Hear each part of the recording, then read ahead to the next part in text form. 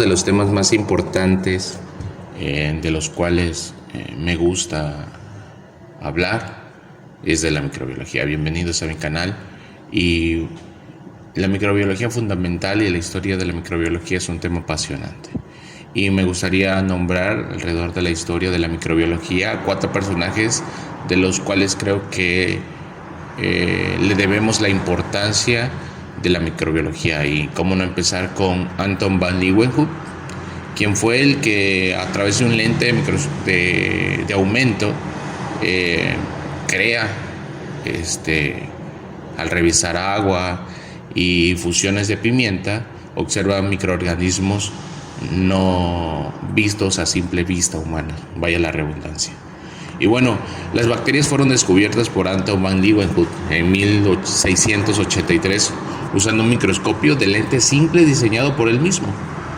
En 1674, a partir de agua de lluvia e infusiones de pimienta, como mencionaba, observó por primera vez a los animalculos que hoy conocemos como protozoos y bacterias. Más tarde, encontró estos seres microscópicos en las bocas humanas y en excrementos.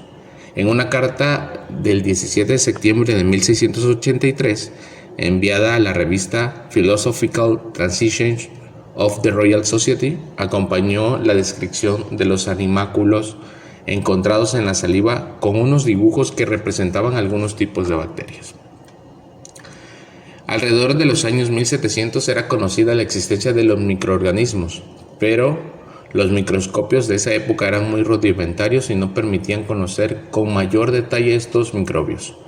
No existían métodos adecuados para su cultivo y aislamiento, por lo que durante los 200 años posteriores al descubrimiento de Leeuwenhoek, el conocimiento referente a estos seres progresó lentamente. Los problemas que interesaban a los investigadores de esa época eran el origen de los microbios y la discusión de la teoría de la generación espontánea, la relación de los microbios con la fermentación y la putrefacción, y la relación entre los microbios y las enfermedades.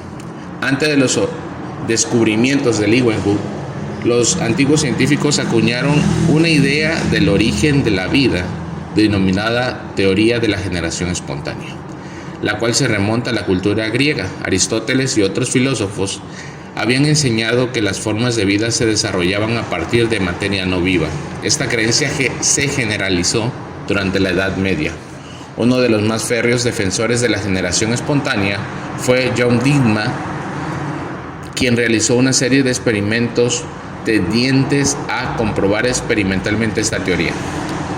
No fue hasta en el año 1769 donde Lazzaro Spallanzani contradijo dicha teoría, pero no logró convencer a los investigadores de la época. Y bueno, esto es acerca de Leeuwenhoek, uno de los personajes, creo que pilar para el descubrimiento de la microbiología. Otros de los científicos y microbiólogos importantes es Louis Pasteur. La teoría de la generación espontánea fue derivada por Louis Pasteur, científico y microbiólogo francés, utilizando para ello los microorganismos.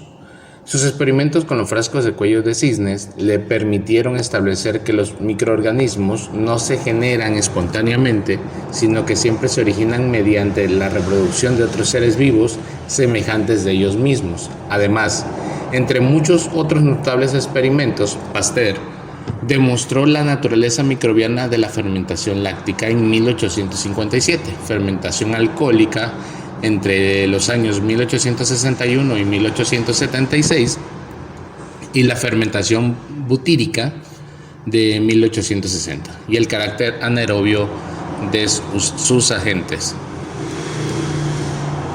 Esta verdad fue demostrada nuevamente en los años 76 y 77 con el trabajo de John Tyndall, físico inglés cuyos estudios dieron la prueba final para refutar la antigua teoría de la generación espontánea. Entre los años 60, la polémica entre espontaneístas y sus contradictores se había hecho tan intensa que la Academia de Ciencia francesa ofreció un premio a quien pudiera resolver la controversia. Louis Pasteur lo ganó con una serie de experimentos también diseñados que no permitían dudar de que la vida no surgía de la nada. Pasteur, en sus frascos de cuello de cisnes, utilizó recipientes cuellos largos y curvos en los que colocó un caldo que había hervido durante algunos minutos, y al retirarlo del fuego, el aire entraba por el cuello, pero los microbios quedaban atrapados en él, lo que impedía que contaminaran el líquido y permitía conservarlo estéril indefinidamente. Solo cuando se rompía el cuello aparecían microorganismos o organismos en el caldo. Con esto, Pasteur derribó definitivamente la teoría de la generación espontánea, pues demostró que los organismos solo aparecían cuando había aire contaminado. También demostró que los procesos de fermentación se deben a la presencia de microorganismos que pueden eliminarse con calor. Es lo que hoy llamamos pasteurización, gracias a su nombre. Y dedujo que así como estos producían la fermentación de la leche, la cerveza y el vino, los gérmenes eran la causa de las numerosas enfermedades, las llamadas infecciosas. Otros siguieron el camino, entre ellos Robert Koch, de quien hablaremos un poco más adelante. Esta historia de dos siglos, de los fines del siglo XVII y XIX, y de Leeuwenhoek a Pasteur, llevó a la certeza actual de que los seres vivos provienen de otros seres vivos y no de la materia inanimada. La ciencia actual, sin embargo, no está a condiciones de explicar el origen primero de la vida. Ha encontrado una razonable explicación de la que nos ocupamos en los otros apartados, sobre cómo los seres vivos actuales descienden de ancestros diversos, pero aún ignoran el origen del primero o de los primeros ancestros.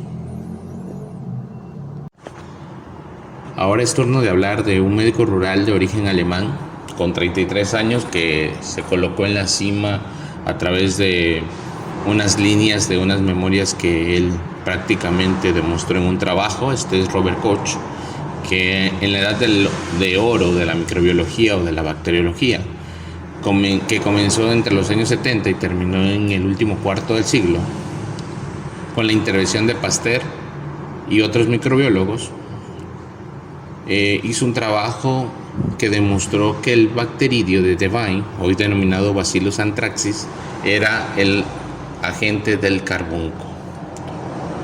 Koch también estableció las bases metodológicas de la bacteriología médica en su famosa memoria que enunciaban las reglas conocidas desde entonces con el nombre de postulados de Koch. De este modo, para demostrar que un determinado microorganismo es la causa de una enfermedad, era necesario que el agente etiológico cumpliera con las siguientes bases. El microorganismo debe estar presente en todos los casos de la enfermedad. El microorganismo debe de ser aislado del hospedador enfermo y obtenerse en el cultivo puro en el laboratorio. La enfermedad específica debe reproducirse cuando un cultivo puro del microorganismo se inocula a un hospedador susceptible sano. El microorganismo debe de ser recuperable de nuevo a partir del hospedador inyectado experimentalmente.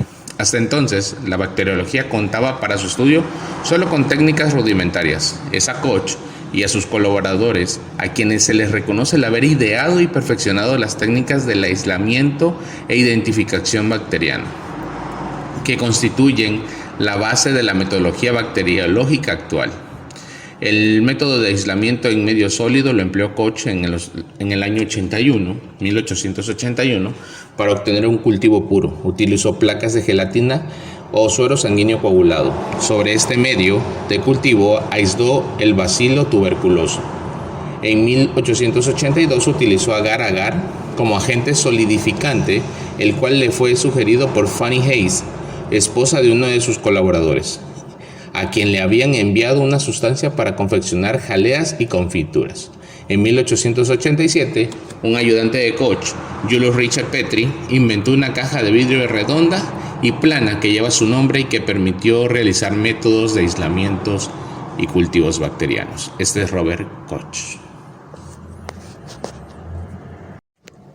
Y no podemos terminar sin hablar de Hans Christian Gram, que en la década de 1880, en un hospital de Berlín donde trabajaba, el médico desarrolló la más importante tinción bacteriológica. Él desarrolló una técnica de tinción en la cual observaba bacterias en tejido de pulmones de pacientes que habían muerto por neumonía.